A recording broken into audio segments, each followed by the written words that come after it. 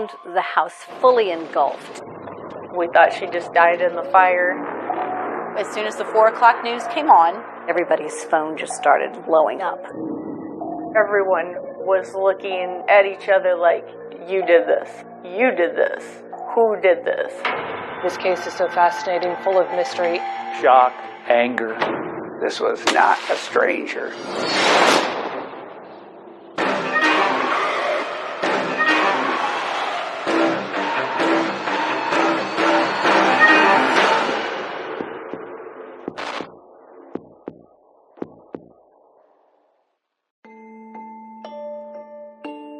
Lacombe is small town America.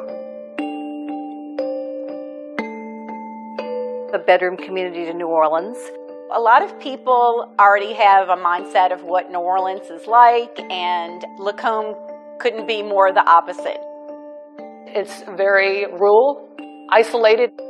A lot of fishing and crabbing and shrimping and, all that kind of outdoor stuff.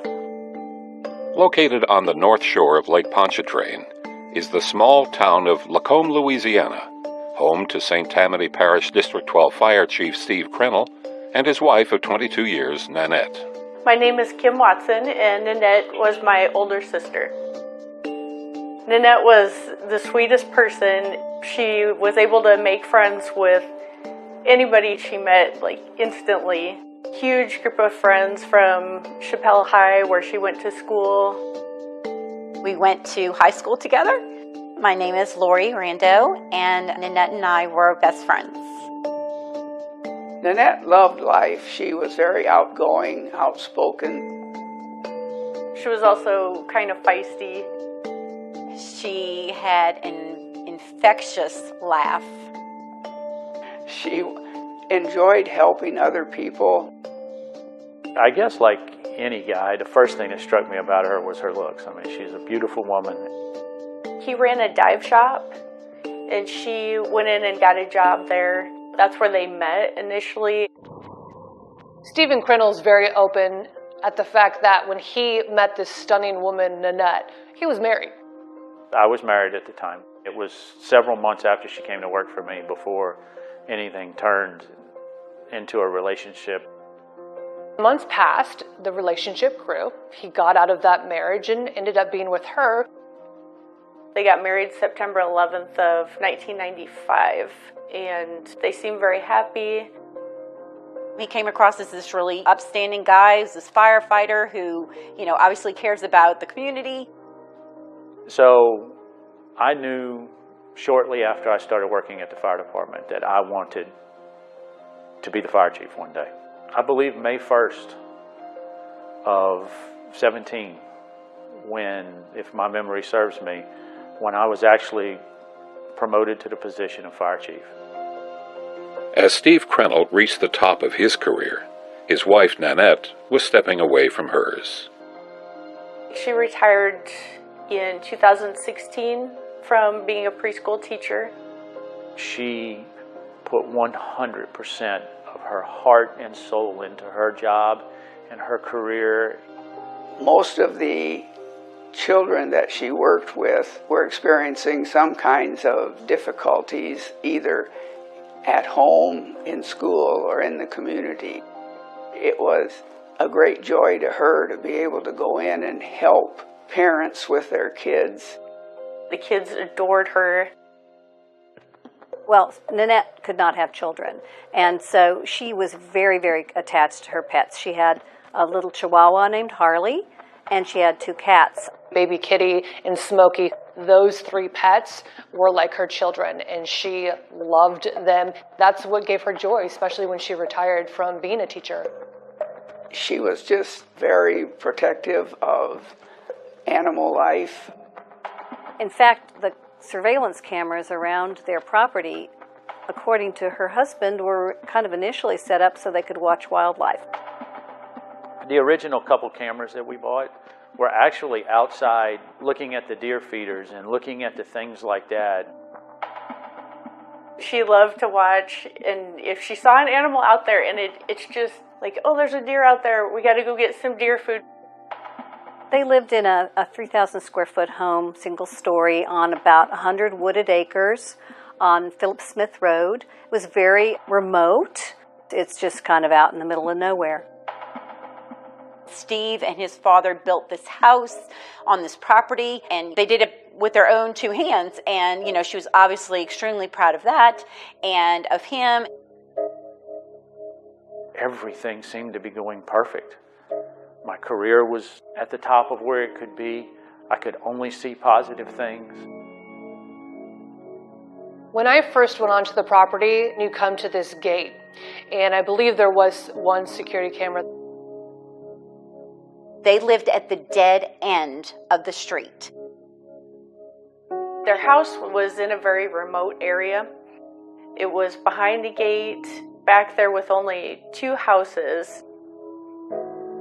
It's just a massive piece of property, and you have to drive so much further, and the first thing you see is the carport, the garage, before you even get to the home. You would have to know that it was there. You could not see it from the road. You would have no idea that it was back there. At night, with no street lights, it would have been really terrifying to me. Friends and family members say they began to notice the isolation and remote location of the Krennel home was also starting to frighten Nanette. They had 9 surveillance cameras, partly because she had fears about somebody being out to get her. There were things happening to her that scared her. She had told me she was being followed, so the cameras were there because Nan felt she needed protection. In June 2017, she had mentioned to me that she was upset, and she said, you know, if he doesn't start protecting me, then I'm going to kick him out. She had mentioned divorce to my dad on the phone, and so their relationship was becoming more and more strained. One of her texts to her family said she had a gun in her purse. She had a gun in every room of the house, in her nightstand, in her car. In the back of the property, there is like a creek that runs in the back, and they have glass bottles set up kind of over the creek. Sort of a small shooting range. It was one of their hobbies. She practiced very regularly shooting those guns. It wasn't like she just had them. She knew how to use them. She did seem to have a generalized fear that someone was out to get her, and it prompted her to arm herself. She was armed to the teeth. She would say, I feel safe if I'm home and have my guns and the cameras. It would not be an exaggeration to say she became reclusive. She would just basically keep in touch with friends and family via text and phone call. When I spoke to some of her family members and some of her friends, they did express to me that she was nervous and that she thought somebody was watching her.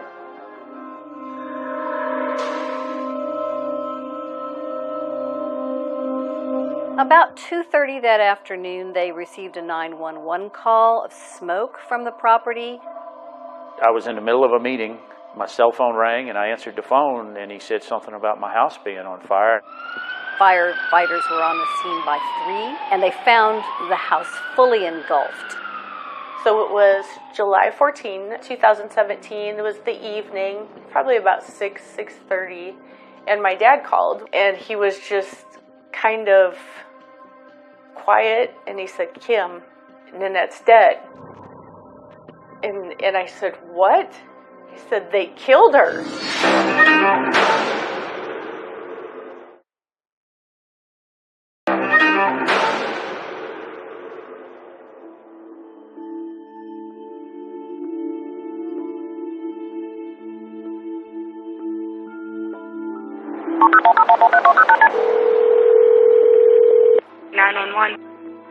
Friday, July 14th, 2017.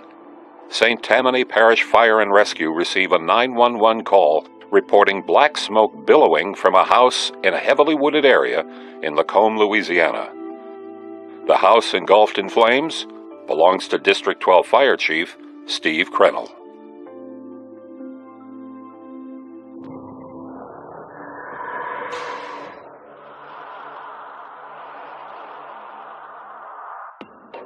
That day was no different than any other day. She got up, she laid his clothes out, which she did every day. She made him a peanut butter sandwich for a mid-morning snack. She took her dog in her arms and followed him out to his car. She would stand there, I'd roll the window down, the dog would put his front paws on the window, and I'd say, "See you later, poo-poo head." He gets in the car and drives away. He then calls his mother to check on her. I got off the phone with Mom. I had called Nanette and spoke to her the rest of the way to work. So that was his last conversation with her. That would have all happened in the morning.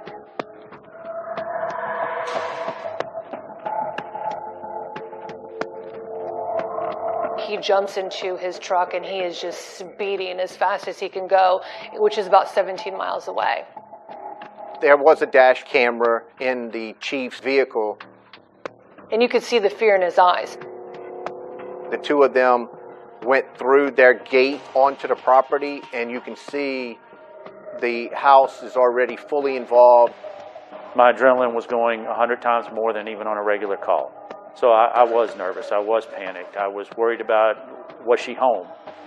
The carport collapsed and the roof caved in, and he saw her vehicle parked there. I did not feel that Nanette would have gone off jogging or wandering through the woods. She would have been in her vehicle. I'll never forget when he described those firefighter colleagues walking over to him.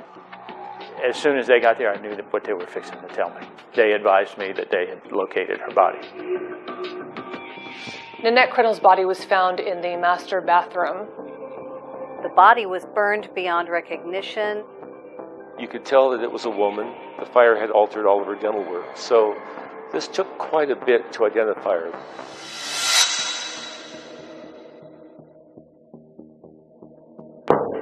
We had no clue what caused the fire. We had no clue of anything. Initially, I think he thought that maybe there was an accidental fire that ignited somehow somewhere in the house, and she loves her pets so much that she had gone back into the house realizing it was on fire. That she was running around trying to chase her animals. And maybe the smoke inhalation took over. And perished from staying in there, from trying to gather up her babies.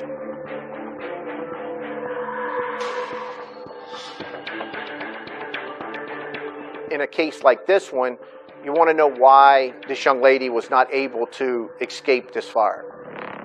Hey, this is Steve. Can you get a call as soon as you get this, please? When Steve called me, he said Nan was killed in a house fire. She had been overcome by smoke. As news of Nanette's death spread, friends and family members were convinced the fire wasn't accidental, that Nanette had been the victim of foul play. Probably about 6:30, my dad called. He said, "Kim, Nanette's dead." I hung up the phone and I just yelled, "They effing killed her," and just broke down. When you're married to a firefighter or fire chief for more than 20 years, you know there is no way she went back into that house to go get those pets. In today's homes with smoke detection and smoke alarms, this would be a suspicious fire.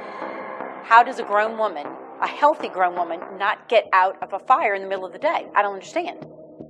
I am a certified fire investigator. I was asked by several of the investigators if I could help them conduct this investigation.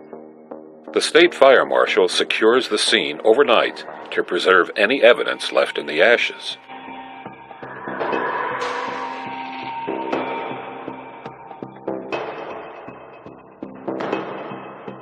When I arrived the morning after the fire, the first thing I did was documented the scene by walking around, photographing the exterior.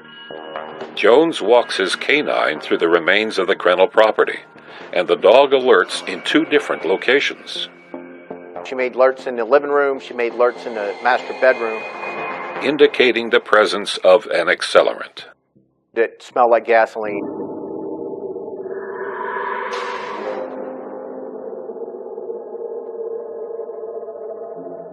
The family came a few days after the fire, and they did go out to the scene. The house was burned to the ground. Ashes covered everything. We pulled up and I was immediately angry. The gate was open, nothing was secured. I don't know what time they left that day, but they left the scene, and there was no security left on the scene. There was areas where it had not been gridded or cleaned up. Jones says he recovered key pieces of evidence that authorities had failed to recover from the ashes, including several weapons or firearms that were throughout the house, a DVR that was part of the recording system for this house, both cats, one in the master bedroom and one in the master closet. One of the firemen came over to me and pointed out where they had found Nan's body. And I saw an area that was a little lighter in color. And he said that's where Nanette's body had been found. Harley was right near her. It's like they took Nanette's remains and left the rest and didn't even try to look through it. There was an AR-15 lying on the burnt bed. They brought it up to the sheriff's office. We reached out to the Louisiana State Fire Marshal's office and the St. Tammany Parish Sheriff's Department. They didn't address the family's specific allegations, but released these statements.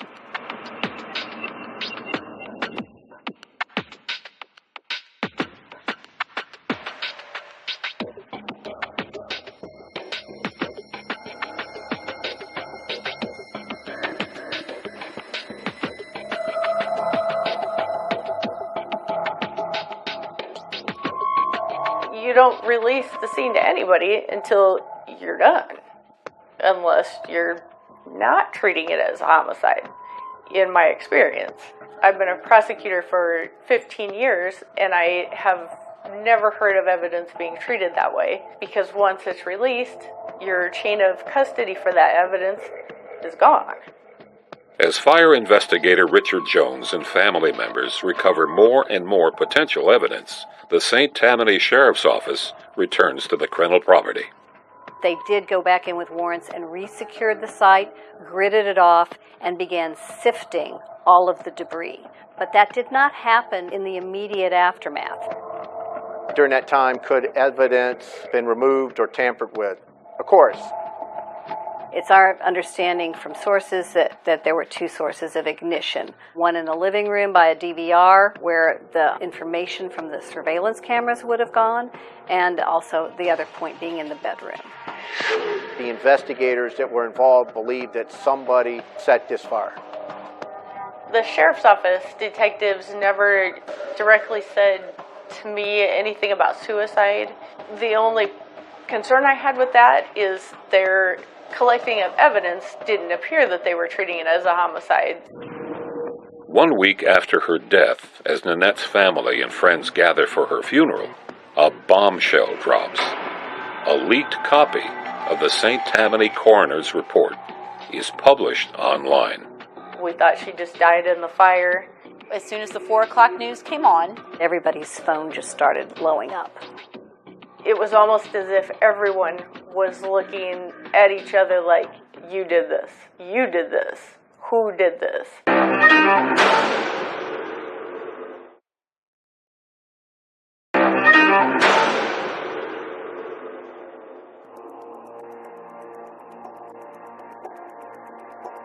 Just 1 week after a deadly blaze rips through the fire chief's home in Lacombe, Louisiana, taking the life of his wife, Nanette Crennel, and their 3 beloved pets, family and friends gather for Nanette's funeral. It was at a memorial service for Nanette a week after her death. Unfortunately, a news release went out. An explosive autopsy report that the St. Tammany Parish Coroner's Office has determined the manner and cause of Nanette Crennel's death is about to go public. We found out just through a leaked story, a blog online. The minute that Steve told me she had died in a house fire, I knew she had been murdered.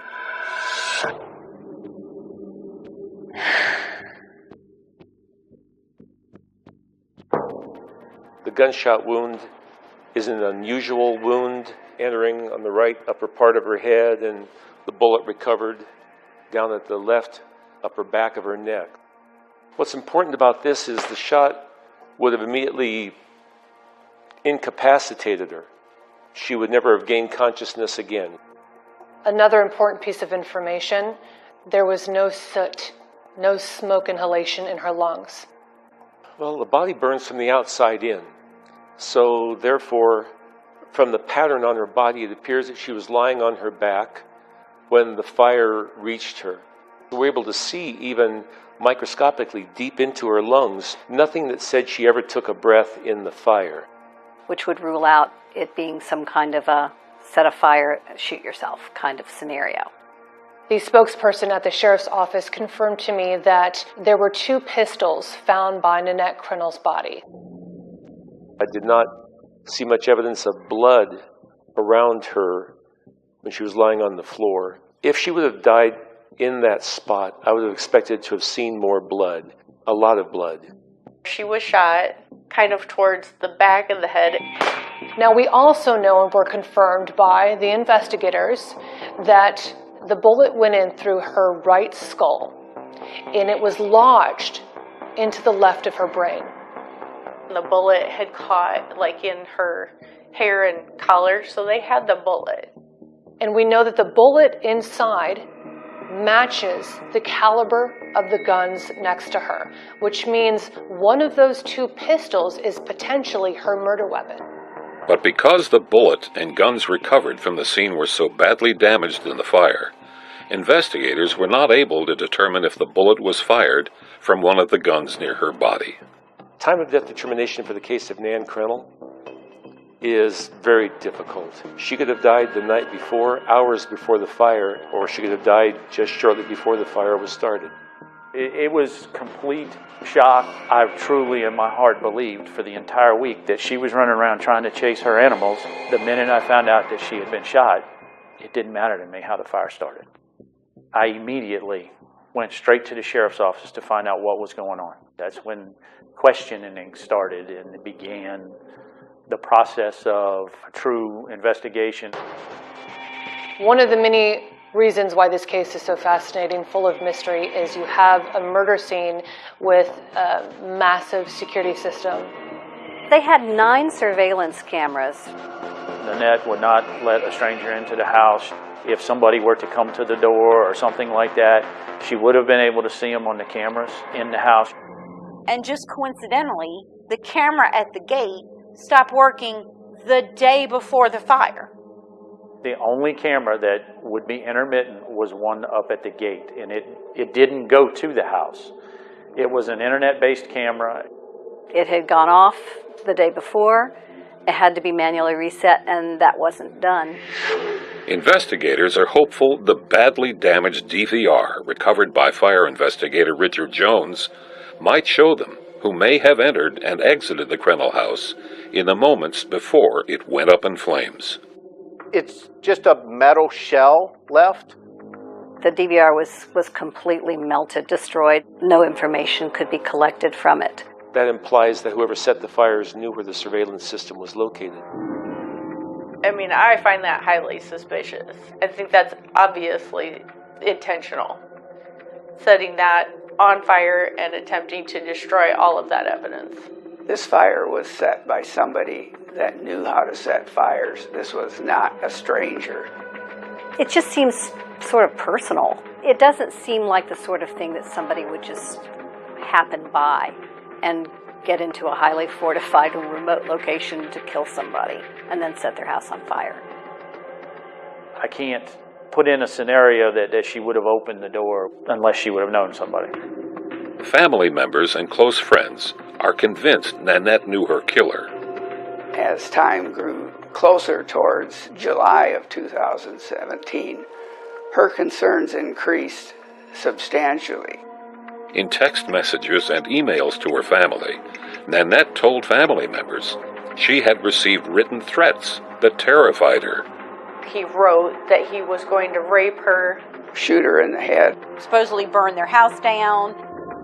And even more shocking secrets are about to be uncovered from the ashes. I had no idea that there might have been an affair going on.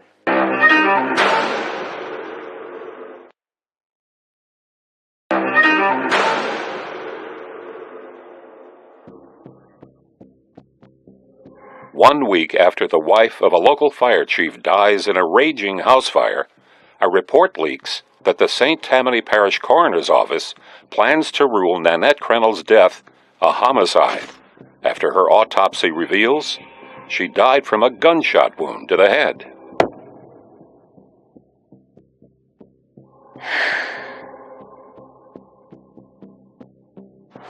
Now all eyes are on Nanette's husband, the St. Tammany Parish Fire Chief, Steve Crennel. I was no longer a victim at all. It was suspect. Including uncomfortable questions about a relationship Steve Crennel was having outside his marriage. I told him the truth on everything. I had had an affair. I was not proud of it. Nanette was aware of it. So that's a flag for investigators. It was a very uncomfortable time in our marriage, but I did it. I never once tried to deny it. There were good days and there were bad days, but there was never a point that we sat down and had any kind of a conversation that it was going to end. If you ask Nanette's best friend or her family, they'll have a dramatically different story. She had mentioned divorce to my dad on the phone. Friends and family wonder if Nanette had been shot prior to the house fire. Was it possible she could have been murdered the night before the Crennel house burned to the ground? We've heard a lot of different theories how Nanette's murder might have gone. The one that makes the most sense to me with the situation between Steve and Nanette seems like maybe they had gotten to a disagreement and things escalated from there. Lori Rando says the last time she spoke to Nanette was on Facebook late on Thursday, the night before the fire. It was a normal conversation. We kind of went probably until 10:30, going on 11 o'clock at night. Anytime we finished a conversation with each other, it was, I love you more. But this conversation was different. It just stopped. I had asked her something. She didn't answer. I knew something wasn't right. There's some thought on the part of Nanette's friends that perhaps the time frame is different, that perhaps she'd been killed earlier. If you could change the time frame, then that changes questions of alibis. But police believe Nanette was alive on the morning of July 14, 2017. After walking her husband to his truck, police say they obtained surveillance video of Nanette at a local McDonald's early Friday morning. She drove in her red Mercedes SUV, which is a fairly distinctive-looking vehicle, I would think, with her little dog, Harley, drove to the McDonald's on North Shore Boulevard,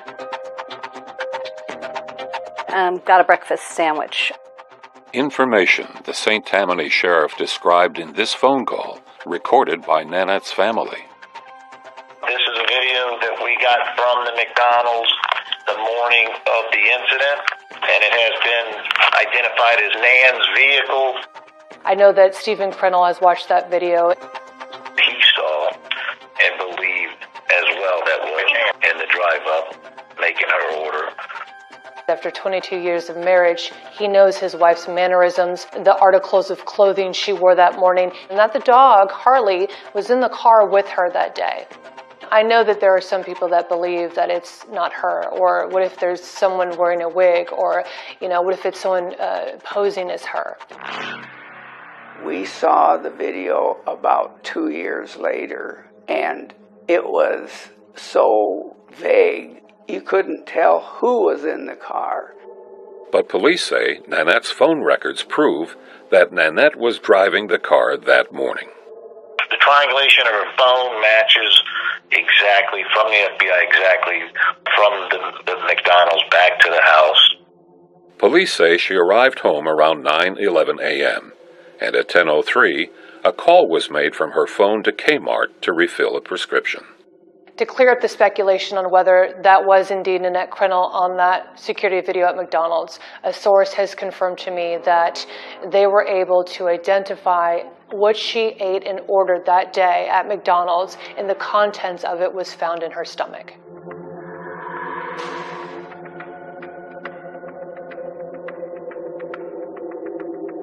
After 3 autopsies were conducted, one at the family's request, the St. Tammany Parish coroner officially confirms Nanette Crennel's death was ruled a homicide. That same day, the sheriff's office put out a news release saying that they did not necessarily agree with the conclusions of the coroner's office. So that was, puzzling. The sheriff's office detectives never directly said to me anything about suicide. The only concern I had with that is their collecting of evidence didn't appear that they were treating it as a homicide. I don't believe Nanette committed suicide, and I cannot imagine any circumstances under which Nan would have killed her pets. The investigation into Nanette's death is about to take another bizarre twist. Sheriff Smith said at a news conference the day after the homicide was revealed that they had cleared Steve as a suspect. I was dumbfounded when the sheriff cleared Steve. It seemed pretty early in the process to be eliminating people, and to do so in a public way, I would say that's highly unusual. You never clear any suspects prior to the conclusion of the case. And I had worked with police myself, and I know that was true. With Nanette's husband no longer considered a suspect in his wife's murder. You took a polygraph. I did. And the results? They told me I passed without any issues. Suspicion now turns towards someone else within her family. He had told her he would rape her, shoot her in the head, and burn her. And she believed him. That really frightened her.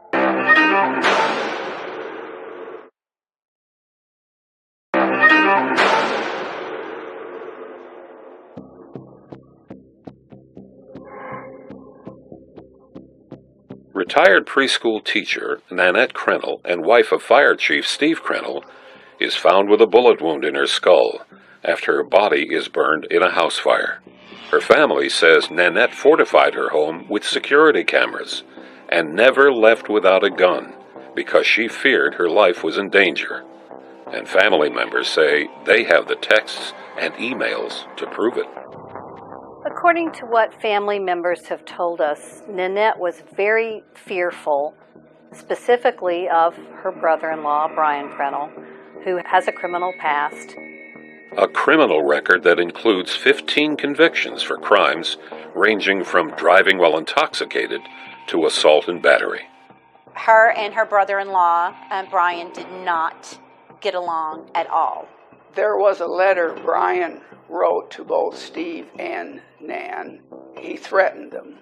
Nanette said in text to me that he told her, he wrote that he was going to rape her, kill her, burn the house down, and be on the news. He focused his anger on Nanette. That was the reason that the guns and the cameras were put into place, was to protect them from Brian. Unfortunately, he was released early due to overcrowding, and that really scared Nanette, and she called the prison and asked them to please not release him. Nanette became very fearful when she got that letter, and then when she found out he was going to get out of prison in October 2016, more fearful. Released from prison, Brian Crennel wore a GPS monitoring ankle bracelet that was supposed to alert the police if he crossed a geofence that surrounded the Crennel property. When Brian was getting out, she wanted cameras to know, was he coming on the property? And she thought he had an ankle monitor on when he got out. And she was told that that had GPS on it, and then he cannot come within so many feet of their property. But in point of fact, they found out afterwards that the ankle bracelet had never been turned on. How does that happen?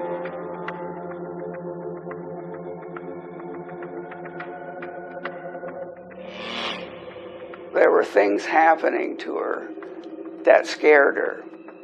At one point, they said that there was reportedly a knife and a cigarette butt found on the property that she couldn't explain.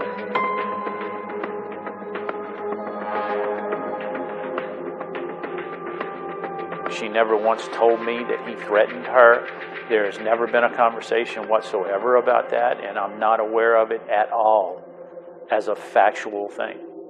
Melissa McCarty interviewed Brian Krenel on Crime Watch Daily. I said, were you shocked when they were looking at you as a suspect or a person of interest? And he said, it didn't really bother me. I didn't have anything to worry about. I loved her. She was like a sister that I didn't have. I'm still very interested in Brian, for sure. I do know my brother was a person of interest. According to the sheriff's office, that they let me know that clearly, that they were able to have video evidence of where he was. And suspicions of him. Brian lives with Steve's mother, and that entire day, Brian is on video surveillance at the house. On the issue of his brother Brian, he also had an alibi. The timestamp on the video matches a clock on the wall. I believe they asked him to take a polygraph test, and he did, and they told me he passed. So based on those things, they don't really have a suspect. Didn't have one then, don't have one now. As family members questioned the investigation into Nanette's murder, I have absolutely no confidence in the sheriff solving the crime. an anonymous source emails the family with inside information about the investigation. I did get a couple of emails. Some of it wasn't complimentary to some people at the sheriff's office. And more than 2 years after Nanette's brutal murder, Sheriff Randy Smith makes his first arrest.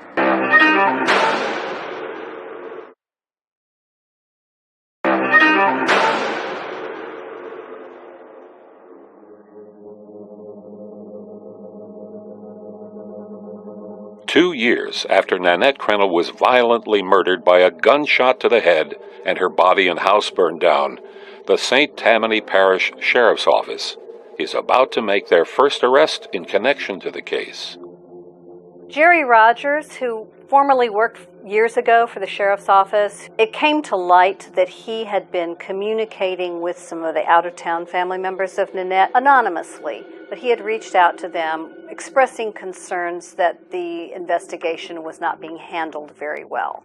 Jerry reached out to the family anonymously because he feared retaliation from the St. Tammany Parish Sheriff's Office. Mr. Rogers did not say anything that we didn't already know. He had some opinions based on his experience as a former St. Tammany Parish Sheriff's deputy, and he wanted to share those with the family. I care about what's going on, and your family deserves closure, and here's just some of the things that I think. Jerry Rogers, a federal agent, was arrested for criminal defamation after criticizing the St. Tammany Parish Sheriff's Office in emails to the family of Nanette Krenel. But the Louisiana Attorney General declined to prosecute him, saying the St. Tammany Parish Sheriff's Office arrested him using an unconstitutional law. Maybe if the sheriff's office had put the same energy into investigating the Nanette Krenel homicide as they did to investigating anonymous critics, maybe we wouldn't be here today. Everybody's a suspect in this case. In October, our district attorney subpoenaed all of the records of the Krenel case from the sheriff's office. It's a very unusual move. Investigating crimes is not something that's a big part of what the DA does. I felt that the Krenel family needed to have closure, and they needed to have a fresh pair of eyes. Look at this. I do believe it was something random. I do believe it was random. I do believe the crime was a well thought out, planned, organized murder. I think at this point, the only way this case will be solved and this mystery comes to an end is if someone comes forward. We won't ever find out because of evidence. That's a fact. Someone out there knows what happened, and they need to come forward. There's a lot of people that are depending on this answer.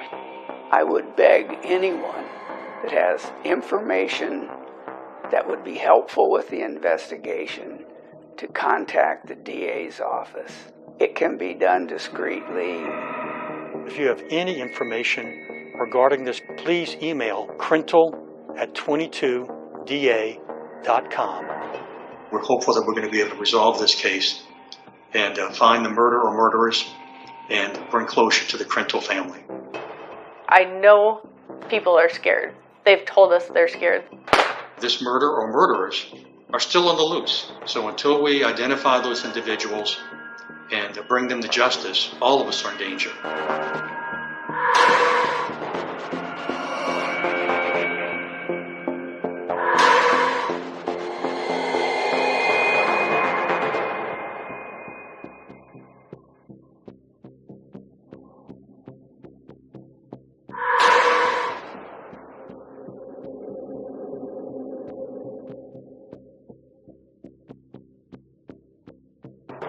Getting some information out to you guys before we release any of this to the media or to the public. We wanted to give you an update where we're at and where we're going. Yeah, but why wouldn't that have been done a year ago? You know what I'm saying? Those cards didn't disappear today. I mean, why wouldn't we have checked those cards out within the last year?